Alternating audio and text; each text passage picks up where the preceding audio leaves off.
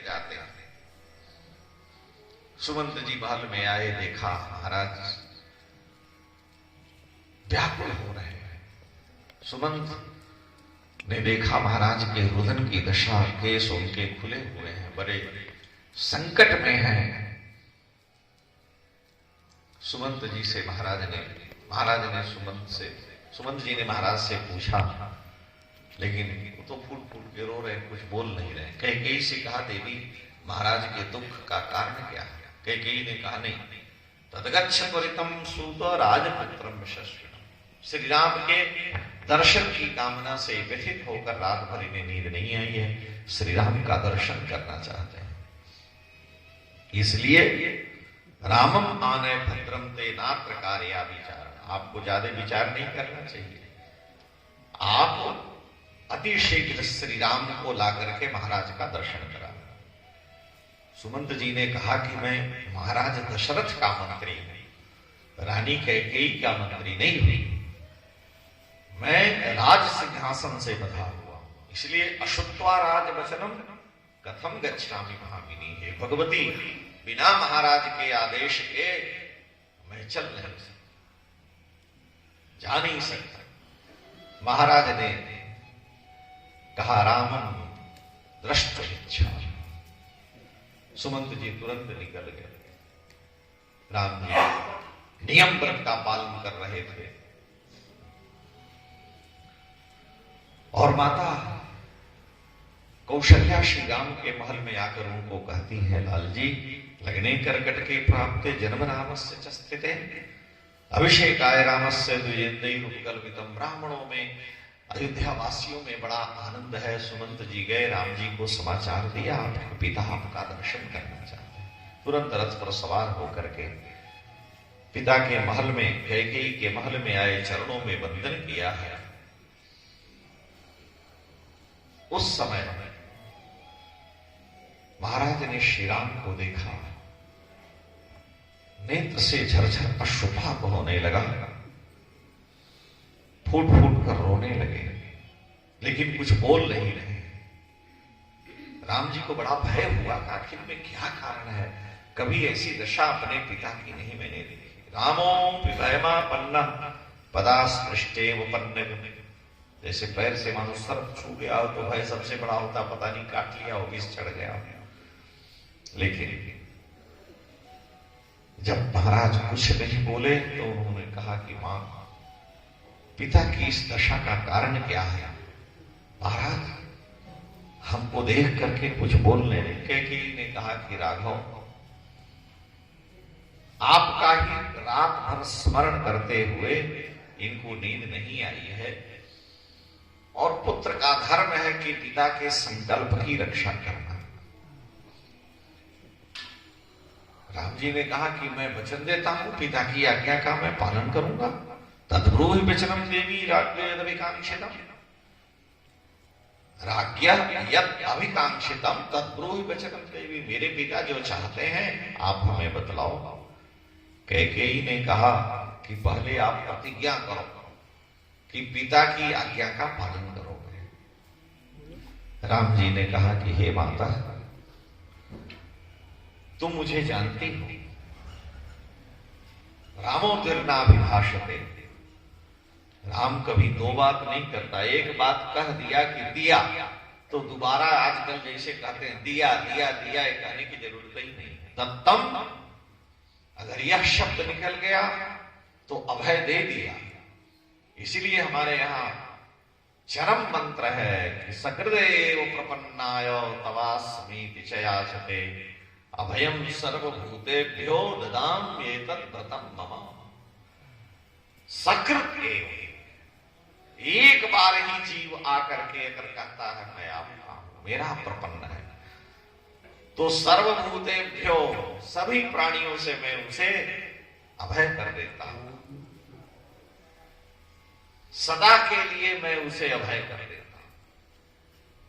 एक बार केवल उसे मेरा प्रपन्न होकर के स्वीकार करना, और तुरंत ददामी, मैं उसे अभय कर देता हूं। भगवान कृष्ण कह रहे हैं कि मोक्षयिष्यामि मा शुचौ, मैं मुक्त कर दूंगा। अब भगवान कह रहे मैं तुरंत कर ही दे रहा हूं, भविष्य की चिंता ही नहीं। इसलिए हे माता, मैं संकल्प करता हूं मैं अपने पिता की आज्ञा का पालन करूंगा। कैकेयी ने सारा इतिहास बतलाया, मेरा वरदान था, मैंने दोनों वर मांगे हैं, तो उसमें तुम्हारे लिए 14 वर्ष का वनवास, भरत के लिए अयोध्या का राज, और अगर तुम पिता की आज्ञा का पालन करते हो तो एतत् कुरु नरेंद्रस्य वचनं ब्रह्मन्। और जब तक तुम वन में नहीं जाओगे तब तक तुम्हारे पिता स्वस्थ नहीं होंगे। ये संग का प्रभाव है। यावत् त्वं न वनम यातः पुरादस्मादति परम पिता तावन्न ते राम स्नायते भोक्ष्यसे। स्नास्यते भोक्ष्यते, तुम्हारे पिताजी तब तक भोजन नहीं करेंगे, तब तक स्नान नहीं करेंगे जब तक तुम वन को नहीं चले जाओ। इसलिए हे राघव, तुमने वचन दिया है। यह सुनते ही महाराज मूर्छित होकर भूमि पर गिर पड़े। उनके सामने कहके कितना हृदय कठोर रहा होगा। ये कुसंग का प्रभाव है। दुष्ट का हृदय कितना कठोर हो सकता है। देवी कैकेयी में ये सारे गुणधर्म एक मंथरा के कारण आए। जैसे कोई अत्यंत प्रबल घोड़े से किसी के ऊपर प्रहार करे, कश्येव हतो बाजी वनम गंतुम कृपा। उस तरह से महाराज के प्रति कैकेयी के वचन सुनकर राम जी को पीड़ा हुई। पिता के चरणों में बंधन किए। महाराज वचनबद्ध है, इसलिए राम जी ने पिता को प्रणाम किया, प्रदक्षिणा की, कहा पिताजी मुझे कुछ नहीं कह रहे। महाराज ने कहा कि राघव, इस पापिनी ने बड़े कुअवसर पर मेरे ऊपर आघात किया है, मुझे वचनबद्ध कर दिया, मैं तुम्हारी शपथ खा चुका हूं। इसलिए जिसकी शपथ दिलाई है उस शपथ का मैं परित्याग नहीं कर सकता, मैं विवश हूं। प्रणाम करके राम जी गए। गुरुदेव को सबको यह समाचार मिला है कि श्री राम को 14 वर्ष का वनवास और भरत जी अयोध्या के युवराज पद पर अभिषिक्त हो गए। सारी तैयारियां, जो भी आनंद का वातावरण था, समाप्त हो गया। मां के चरणों में जाकर वंदन किया। भगवती कौशल्या फूट फूट कर रोने लगे। बड़ी विचित्र दशा है माता कौशल्या की। माता कौशल्या कहती हैं, उस समय चक्रवर्ती समय से उठे नहीं थे, तो चक्रवर्ती जी के समय से नहीं उठने के कारण ब्राह्मणों को बैठा करके हमारे पति के धर्म का लोप न हो, इसलिए भगवती कौशल्या अग्निहोत्र कर्म संपन्न करा रही थी। प्रविश्यतु तदा रामो मातुरन्तः पुरम शुभम ददर्श मातरम तत्र हावयन्ते हुताशनम। देखा कि मां हवन करा रही, पति के धर्म का लोप न हो। इसलिए राम जी ने मां के चरणों में सारी बात रखी। भगवती कौशल्या का हृदय विदीर्ण हो उठा। उस समय जैसे केले के पेड़ को जड़ से काट दिया जाता है, राम से गिर जाता है, उसी तरह से भगवती कौशल्या यह सुनते ही भूमि पर धाम से गिर पड़े। पपात सहसा देवी देवतेव दिवसच्युता ताम दुखोचिताम दृष्टवा पतिताम कदली। राम जी ने भुजाओं में मां को उठाया, हृदय से लगाया और कहा, मां तुम्हें शोक नहीं करना चाहिए। कौशल्या जी ने कहा, देखो बंध्या स्त्री को एक ही शोक होता है कि मुझको संतान नहीं है, मेरे को पुत्र नहीं है। अप्रजास्मीति संतापो नहीं अन्य। पुत्र विद्यते, यही एकमात्र उसे दुख होता है। लेकिन जो पुत्रवती है उसके लिए कितना बड़ा दुख है कि पुत्र हो करके और सेवा के समय में वन में चला गया।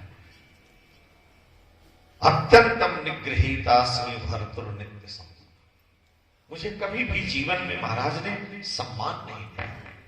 हे रघुनंदन, मैं तुम्हारे साथ चलूं। कोई भी सेवक अगर मेरे पास आता भी तो कैकेयी और भरत अगर देख लेते तो मेरे से दूर हो जाता था। लेकिन फिर भी इन सारे दुखों को मैंने अपने हृदय में आज तक छिपाए रखा। मुझे कोई ऐसा दोष नहीं दिख रहा है जिस कारण महाराज ने तुम्हें वनवास दिया। हे महाराज, हे रघुनंदन, हे श्री राम, मेरा भाग्य ही ऐसा है, लेकिन तुम्हारे बिना मैं जीवन धारण नहीं कर सकूंगी। ममैव नूनम मरणम न विद्यते न चावकाशोस्ति यमक्षये मम। यमराज कह रहा है मेरा आह्वान नहीं हो रहा, मैं जीवन धारण करके क्या करूं। हे रघुनंदन, हे श्री राम,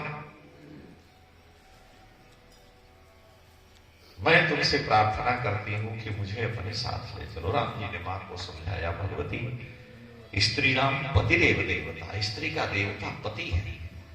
तुम अपने धर्म का पालन करो जब तक पिता है, क्योंकि पिता रक्षति कौमारे भर्ता रक्षति यौवने पुत्राः रक्षन्ति वार्धक्ये न स्त्री स्वातंत्र मरः।